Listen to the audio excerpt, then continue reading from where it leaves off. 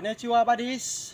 Magpapasalamat kami ngayon sa mga katropa natin na nanonood ng ating uploaded video sa Chris Sniper channel natin. Salamat sa lahat ng mga subscribers at mga viewers, no? Yung mga hindi pa nakasubscribe, please subscribe our channel para makikita ninyo ang mga lectures and actual remapping. Yun ang aming tulong para may proper knowledge ang mga treasure hunter, the whole Philippines, kahit nga sa ibang bansa maraming nanonood sa atin. Salamat, no? Okay, then shout out muna sa Team Tunggang ay Sir Phil, no? Red Ido, Team Red Ido, tropa natin. Then shout out sa Romeo Base, Team Victory, and shout out sa Team Commando, and siyempre shout out kay Sir Jonathan sa Team Kubi. Dito kami, nakasama kami ni Brother Axel at ni Brother Jolry sa Team Bagtik. Medyo late na ang pag-inform ni Black Phantom, kaya madalian. Then of course, salamat sa team natin dito sa Zamboanga del Norte, sa Team Gilog. Team Gilog. Bansay Team Gilog. Bansay! Kay Sir iShield at Sir Val, Brother Val. Mga brother natin dito na mga babait at mga explorer din. So, yon buddies, no? Then, of course, kapag may mga gusto magpa-remap, direct kayo kay Black Phantom, may cellphone number tayo dyan sa channel natin at sa Facebook pages. Dalaw lang page natin Chris Sniper page and Treasure Hunting Evidences. So, yun ang ginagamit ko para sa treasure hunting. Ang personal Facebook ko ay just for my family and relatives. Kaya kung hindi tayo friends sa personal Facebook ko, huwag nyo nang pilitin. Dahil para lang yan sa mga kakilala ko na personal. Doon tayo sa Chris Sniper page or Treasure Hunting Evidences mag-usap-usap. Okay? So, we are praying for successful operation sa natapos namin na remapping dito sa Team Gilog. Okay? Napakarami ng Gilog. Kapatid. Okay. So, ang Team Gilog ay mag-full blast operation na sila. So, we are praying for successful operation and safety for the team. Okay? Bansay! Bansay! Okay. Ngayon, may bonus kami para sa inyo. Mayroon kami last test meeting, no? Sa malapit na lang sa perimeter ng bahay nila. Okay? Pakita natin. Ito na. Walang marker-marker to. Pare. Shout out pare Chester, the mix, and Otol Kimso Takida. Ingat palagi dyan sa barko, Otol Chester, pare Chester, then Otol Kimso Takida. Salamat kay sa mga tropa natin, no? Kay pare Brian, shout out. Okay. So ito, pinapakita lang namin na ayan, naka-test dig na kami. 1 foot pa lang sa gitna. Pero kung makikita niyo, mapapansin wala itong mga marker dito, buddies, dahil may mga bahay. So yung mga old na puno, anything, wala na. So ni-remap na lang natin through CBT2 codes and Sun and Shadow method decoding. Kaya na-trace natin itong dig site. So galing dito sa hukay natin, ayan. Okay. 45 degrees, may tatamaan doon na isang load, 50 meters. So 2 to 5 tayo dito. Okay. Sa kabila naman, sa triangulation niya dito, 315 degrees northwest doon. So mag-back azimuth naman siya dito ng 135 degrees southeast. Kaya medyo maliit ito siya.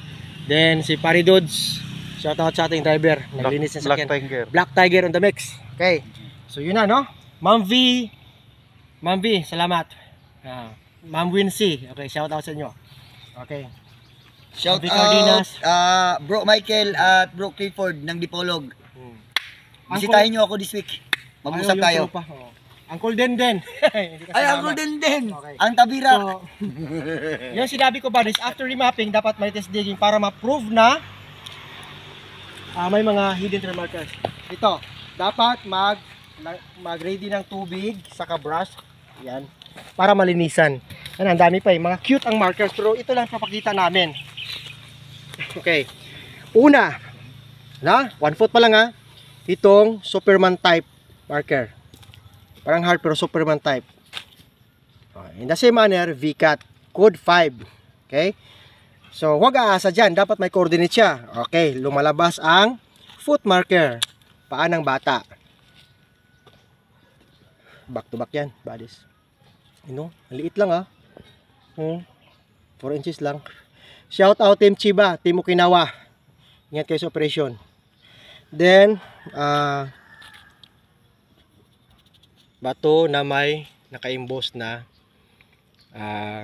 kaning quartz. Then, yung mga ano lang, mga maganda. Heart. Kala nyo walang heart ah. Yan oh.